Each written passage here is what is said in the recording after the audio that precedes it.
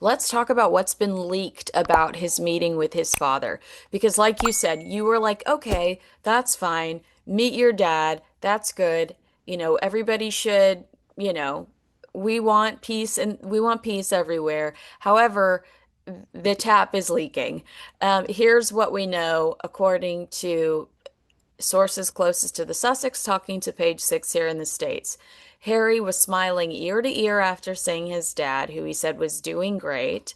Sources told Page Six Prince Harry was keen to update his dad, King Charles, on his two kids during their long awaited reunion. Prince Harry was eager to show King Charles pictures. So he came, like the headline is Prince Harry eager to show his kids pictures, and then they talked about how he was packed with video and pictures of Archie and Lily to show King Charles.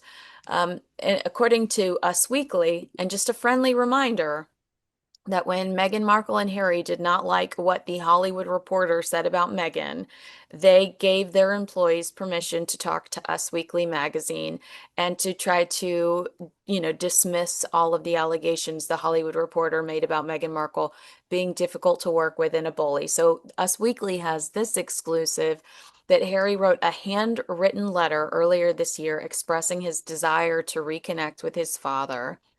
The source says they were not sure it was going to happen until just in the last week. And the outlet claimed on Sunday, calling the meeting super positive and very relaxed. They were catching up personally about the children and what has been going on with Charles and his health.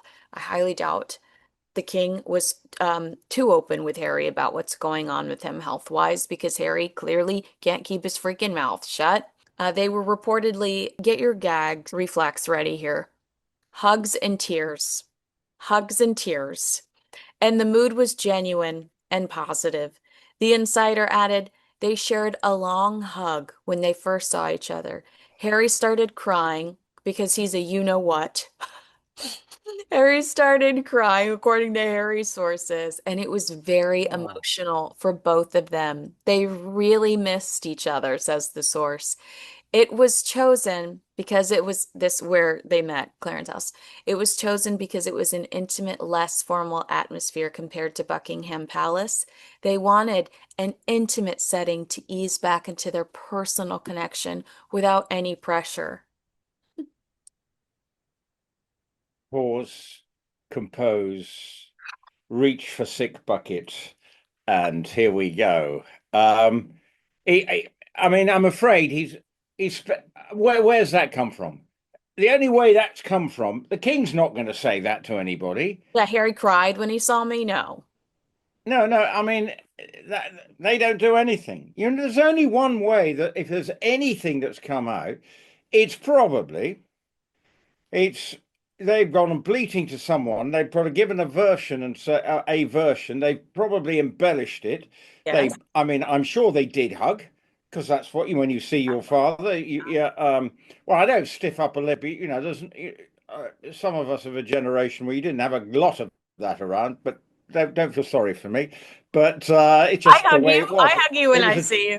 well, that's not very often, but but the point being, I can't believe that they're telling that kind of information, or somehow someone has written that thinking that that is what going on. I'm sure they got round, they probably met and they might have hugged. Thank you very much. Then they talked. I'm sure he would have shown them pictures. He got his phone out and gone, here we go, look at this, look at Archie, look at Lilibet. This is where they're living, whatever, I'm sure, and then move on. And then that's the 57 minutes. So I think tears, no. I don't, I just don't see that as being what happened. Now, of course, we don't know. Of course, it's an element of speculation. But the only one who's probably trying to make it look how emotional it was, it's coming from Harry's side. Yeah. And he may be emotional, but he's created the problem for all this emotion. It's his doing. And this is the problem. He doesn't see, he thinks it's all their fault, the royal family's fault. That he's the victim here. Still. And I, No. and he's still playing the victim. And he still wants them to apologize. And he still says it's his own truth. Well, we can pick holes in everything in Spare. We can start with this false wedding they had and Meghan's idea that you have to tell the truth to everybody. Because Mm. that's what he said. Wasn't that quote something I Yeah, misquote? well, I have that down below. We'll get to that in a Yeah, well, second. so I'm afraid is that new article you've just found, and because I haven't seen that, and it's just, I mean, I just can't believe it. I'm slightly slurring and staggering for words here because that is tosh. It's an audacity that like we don't see very often. Somebody so willing to lie to lie to us. My argument is that I feel like this reunion is more for publicity, more for positive press, more to change public perception. And I think that that's why these details are going to a US grocery store tabloid magazine over somebody somewhere Well, in the UK. I think that their priority remains impressing the US. Do you feel that way as well? that's where their commercial market is. I'm not going to say that it's designed entirely for publicity's sake, because I'm sure Harry would want to be and see his father when he's in town. But as I've always said, we do not need to hear anything of the meeting. And if there's a grain of truth in this article, someone has told that reporter what happened and has gone, oh, it was an emotional moment back home. He's got back to California and he's spoken to somebody. Maybe, we remember the picture when we saw the PR teams getting together. So it may be that's part of that was to say, right, next in town, let's see if we can create a chance for Harry to see his dad. But now I'm sure the royal PR team are saying, oh my God, here we go again. Yeah. Because we've got his versions. We'll never hear the King's versions. He's now back in Scotland. Oh, I mean, okay, no, he's going to have to be quite busy this week for your leader coming to our country. And that is all. Um, I just, it beggars belief that he would have the wherewithal, because obviously that's expanded on what was said in the Guardian article, which talks about, it was great that he was seeing his dad and reconnecting and wants to, it's all about my dad from here on in. I'm stunned. It's so disrespectful. It's so disrespectful. Yeah, And it's like, you know, why the Queen wanted protection around you or needed witnesses when you and well, Meghan were around. It's because of this exact thing, because she didn't want you guys walking away and selling the story, selling the scoop. And I'm yeah, not suggesting he's selling anything, but I do think that the ultimate objective is making a buck because you're mm. trying to use this peace deal as a way to soften public perception of you. Yeah. And what do we see? An Instagram picture of her promoting one of her products, Mhm. right? And that puts the commercial side of it. Why does she even need to? But it was actually, it was a really naff photograph. He two glasses of a rose, sort of saying, what is my beau is back or something? I don't know. Well, I mean, people post things, but we know that that's posted for commercial reasons to sell more bottles of that rose.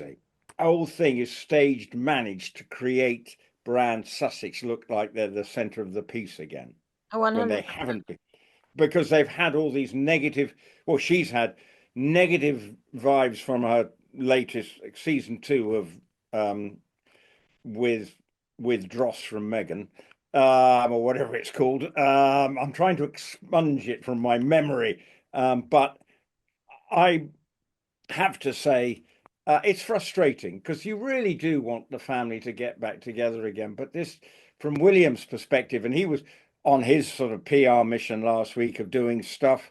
We knew it. We talked about it last week. There was going to be a bit of a PR way, but it was always going to be Harry was going to upstage his brother.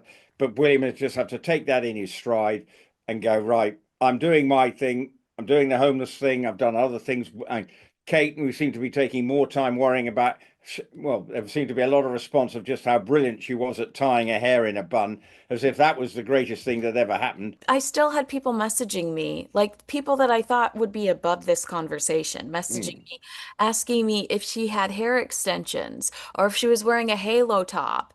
And I was like, I really don't believe so. I really do not believe so. And so I was so glad when she had that moment because I just grabbed that clip and sent it on. I was like, I got to a point where I stopped responding to people that were messaging me about her hair. And so I just grabbed that little clip and I sent it on and I was like, see? That's You her see, and real hair. quite and not stupid of her, because that nipped, as you've just confirmed, the wig rumors into a cocked hat. Hmm.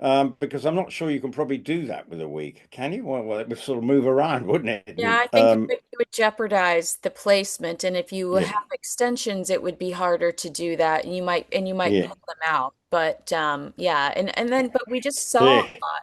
And anyway, I can't believe we're having all Yeah. this. I mean, Well, I can't believe I'm talking about hair extensions. Purely disappointed that you haven't given us a masterclass in tying your hair up in a bun. But no, as you I'm not. say, Yeah, I have. I don't. spent a few. I don't go on camera on set for another 2 hours, so I'm just trying to.